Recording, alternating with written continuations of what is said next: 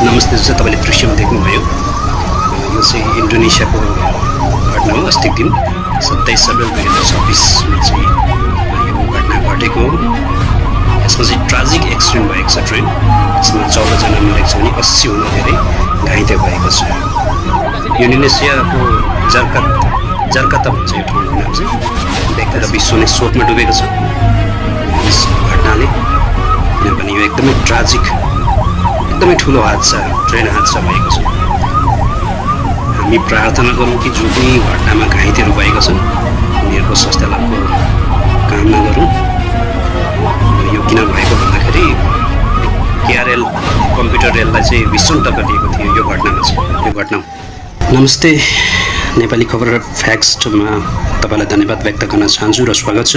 यो सिधा हामी अहिले जुन चाहिँ दृश्य हेर्नुभयो यसको बारेमा चर्चा गर्नेछौँ। यो चाहिँ 27 अप्रिल 2026मा यानि अस्तिको दिन ट्राजिक एक्सिडेन्ट भएको छ। यो इन्डोनेसियाको टिमुर भन्ने ठाउँमा चाहिँ यो दुर्घटना म्यासिभ र यो ट्राजिक दुर्घटना भएको छ। एकदमै डरलाग्दो र अहिले विश्व नै चकित र शोकमा छन्, किनकि यो एकदमै खतरनाक ट्रेन दुर्घटना तपाईँले हेर्नुभएको छ।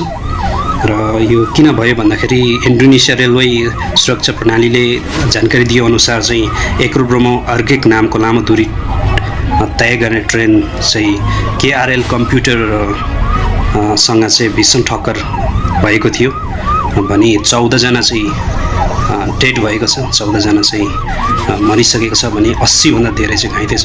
र रेलवे विभागका सम्बन्धित टोलीहरूले रेस्क्यु टिमहरूले चाहिँ त्यहाँनिर चाहिँ जुन घाइतेहरूलाई चाहिँ नजिकैको हस्पिटल पुर्याएको छ भने 14 जनाको लास चाहिँ उनीहरूले फेला पारेको छन्। र यो घटनालाई देखेर पुरै विश्व चकित छन्। अहिले हामी कामना गरौँ ईश्वरले सहने क्षमता दिउन् र साथै जो पनि घाइते छन् चाँडै ठिक होस् भन्ने स्वास्थ्य लाभको शुभकामना पनि हामी गरौँ।